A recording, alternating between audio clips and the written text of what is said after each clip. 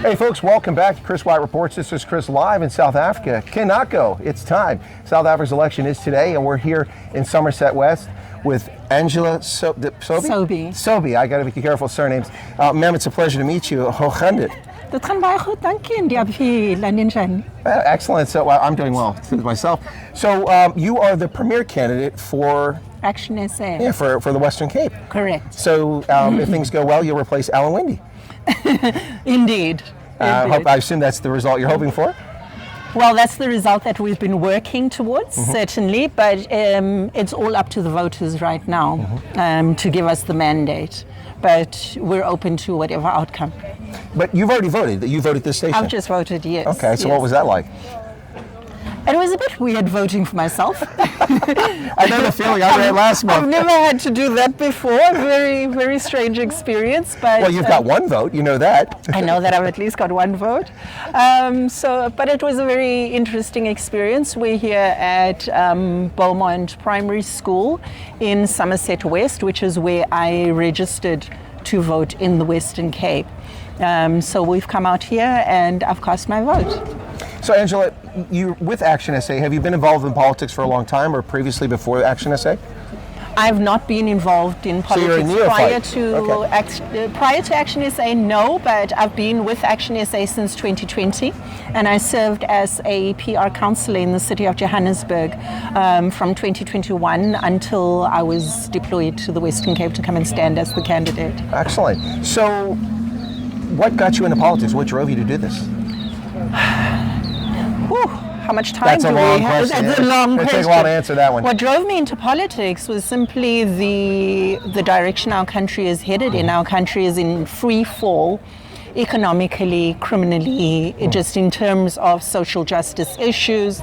As we stand in Somerset West, on one side of the arterial road is a beautiful picture of a pristine suburb, and on the other side of the road is burst water pipes, sewage, tin shacks, informal settlements, and just rampant unemployment, poverty, highest levels of substance abuse and gender-based violence and femicide, crime, gangsterism, and also just not addressing apartheid legacy spatial planning. So 80% of the voter population in the Western Cape are the forgotten people. These are your black colored communities, these are your indigenous people of the Western Cape who are just experiencing it the worst. Well, it is interesting that the Democratic Alliance runs the Western Cape and they say it's governed well, but if you're an international visitor, the first thing you see when you leave the airport are informal settlements. Still today, 30 years after the end of the apartheid era and the National Party. And frankly, I've always thought for South Africans, that has to be an incredibly embarrassing thing. Is the first thing an international tourist sees when they arrive in South Africa is informal settlements, tin shacks. Yeah. So it is a well-run city, but it's only well-run for a small percentage of the population. And granted, that's where the rates and taxes come from, but it does not mean that the 80% of the population is any less entitled to shacks. And I'm not talking about anything I've heard, Chris. I'm talking about having physically gone into these communities. Well, speaking of which, you're going to go to Khayelitsha after this. I'm headed to Khayelitsha after this. I'm going to follow her there. And very excited to go to Manenberg, where I grew up as a child. And Manenberg is on the Cape Flats. We were moved to Manenberg as a result of the Group Areas Act.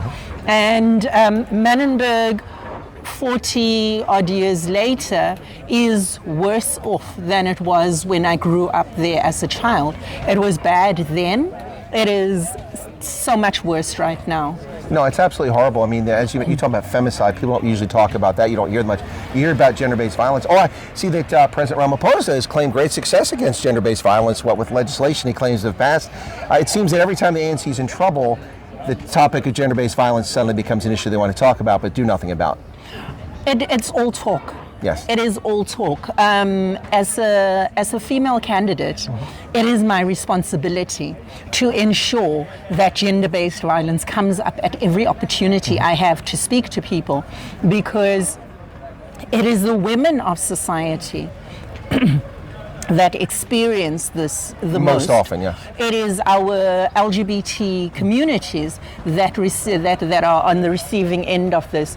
And as a woman, it is us as women that are holding our families and our communities together, and that are the ones that are concerned about what our children are going to eat. Many of our communities and our children get their only meals at school these days because there is nothing at home. Yep. But a lot of addicts are driven to substance abuse by economic circumstances. A lot of them take drugs to forget that they're hungry or forget that they're cold. So as a woman, I feel that it is my responsibility to speak out on issues affecting women. The victim and survivor of gender-based violence and femicide, but also the woman that is a secondary target as a result of being married to a gangster.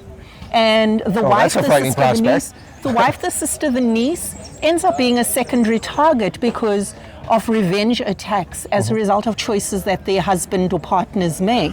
I stand as the voice of the mother who doesn't know where her child is because their child is sleeping somewhere on the streets of the Western Cape as an addict. The mother whose child gets ostracized and victimized and assaulted for their sexual orientation in this country. The mother who is just really struggling to hold herself together so she can keep her family together. And the important thing for me is being able to serve the people, working for the people, with the people. And this basically, as a starting point, as a simplest point of departure in government, means partnering with civil society that are doing everything that government has failed to do all these years later, and ensuring that they are able to advise us of the pressure points and where we need to start and where we need to go.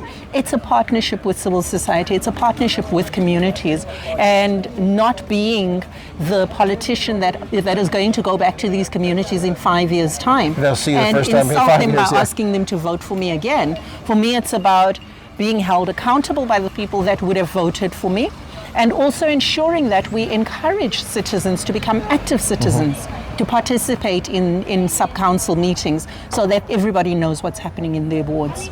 Well, you know, one of the successes for America for the longest time is something Alexis de Tocqueville identified when he visited America in the 19th century. He said the strength of America's democracy and its republic is civil society, private organizations who do self-policing of themselves for behavior and for conduct, things like the American Bar Association for lawyers, and then the Kiwanis and the Lions Club and things like that. So the approach you're talking about with civil society is very interesting. Let me ask you a couple questions before we leave. One's a little personal. You don't have to answer if you don't want to. But the first one, this was an obvious one. Now, former mayor of Johannesburg, Herman Mashaba, founded ActionSA. He's a very dynamic gentleman, very successful during the National Party era, became very wealthy, a very successful capitalist, and also since then, since the new dispensation, he's done very well. He went into the DA, became mayor of Johannesburg, a city with a lot of challenges. If you're an objective observer, you say he did a pretty good job when his time was there. But he left the party, founded ActionSA. So my question to you, Angela, is why ActionSA? There's 30 plus parties you could have gone to. Why did you gravitate to ActionSA? ActionSA was established in 2020 at the height of COVID. And it was a time where I was not actively paying attention to politics, so I was listening to the narrative in the background. I knew that he had gone in as the mayor of Johannesburg. We saw the work that he was doing. I heard that he had resigned. He had started the research project called the People's Dialogue. And during COVID, I found myself unemployed for the first time in my life. Oh, that was a shock for you, wasn't it? It was a massive shock because bit of a wake-up call. I expected to be unemployed for no longer than 3 months at worst. And instead, during this period and trying to figure out what next, was a hard lockdown. And during this lockdown, 5 billion rand went missing in 3 months. There were PPE scandals. Fortunes were being spent sanitizing schools that weren't being occupied by our kids. For 18 months, yeah.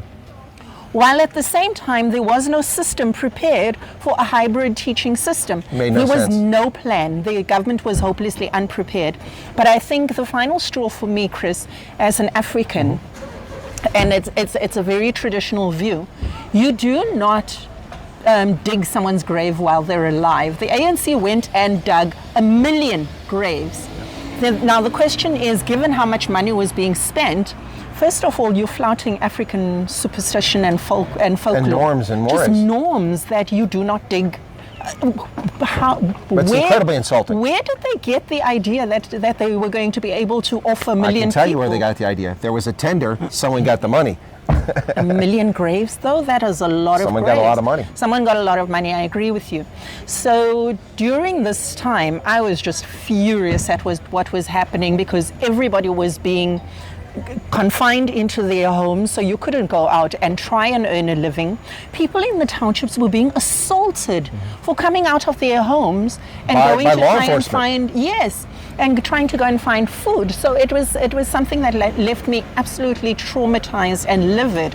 And not long after Herman launched the party, I got a phone call asking me for my view on politics, and you can imagine how much I had to say about that. And they probably regretted giving you that call. And the follow-up question, it was so well set up, because the following question was, so what do you think of Herman Mashaba? And I did a complete 180 that, oh my goodness, no, I think he's the best thing, blah, blah.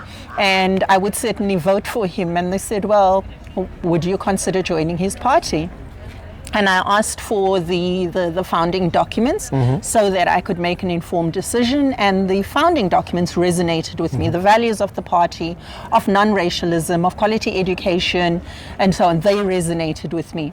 And being the humble person he is, he invited me to his house and very kindly invited me to join the party. He is incredibly humble, isn't he? He is very humble like that. I mean, somebody else would just have sent somebody else to talk to me. But here I was being invited to his home. And not only did he take the time to explain his plan to me, he then went further by asking me if I would please join his party, and he'd like to invite me onto And now you're the premier candidate in the Western Cape. And I got to work in the city of Johannesburg. We participated in the by-elections, and while they dismissed us as a popcorn party or as a swaza shop or all of that, City of Johannesburg alone emerged as the third biggest party in council. That's with true. 44 seats. Yeah, that was impressive. Second to the DA with 71 seats, and to the ANC with 91 seats. So we were there. I served in the city of Johannesburg, and when it was time to find a candidate for the Western Cape, I was approached because not only am I a woman of color, I grew up on the Cape Flats. It's time to come home. I speak English, Afrikaans and Xhosa, so I'm easily able to navigate Somerset West to Khayelitsha to Manenberg without missing a beat. And it seemed just a no-brainer. It's the right fit. So here we are, having worked very hard over the last 3 months, and now it's up to the voters of the Western Cape. Indeed. Final question before we head off to Khayelitsha. So there's a personal question. We were chatting before the interview, and you mentioned you've got kids. I do. And it's their first election ever. So I'm not great at math, but that would mean to me that they're born freeze. They were born after the end of the apartheid era. So this election, a lot of people have discounted the youth, and in every election, people talk about youth. But at some point, even the people who were born after 94, right after it, aren't young anymore. But the point here is that more South Africans were born after apartheid and only know ANC rule than during the apartheid era. So what was that like for you to have your kids go vote? Because they voted earlier today, right? They voted earlier today, but my kids are in Johannesburg. And well, yeah, but I know they're there. You're here, but still, you got a phone call. It's a big deal, though, because it's their first vote. I'd have loved to have been there in the queue with them, experiencing this with them, but duty calls. Fortunately, as a family, we understand the opportunity cost of me having to be here in the Western Cape, so that we give ActionSA as good a chance as possible. So it was absolutely incredible. They've all very proudly, shown off their thumbs, but. I find that having entered actively into politics, I was now actively having conversations with my children, and they having conversation with their friends, and just sensitizing everybody that we can no longer afford to stand aside and say that politics doesn't affect us. Yeah. Not when crime affects us, and unemployment affects us, and the economy in free fall affects us, and all these issues affect us. politics does affect us. So very proud Mama Bear that my baby bears voted today. A bit of a bittersweet moment that I wasn't there to experience that, but we've all voted, and we've all voted ActionSA. I think. Well, So they told you. So yeah, no, we would have, and yeah, just very grateful being able to go and touch base with our structures on the ground from here. Well, I have to say, Kia Laboa, bye-bye donkey, it's a pleasure. It's a pleasure to chat with you, and I wish you and ActionSA the best of luck today. Thank you so much. You're very welcome. So, thank you. Folks from Somerset West with the premier candidate for ActionSA, Angela Sobey. Did I get it correct? That's correct. Okay, I gotta make sure. Surnames are always challenging. Angela Sobey. This is Chris reporting for Chris Wyatt Reports for the Africa Africa channel. Thanks a lot. Cheers, everybody. We'll catch you later.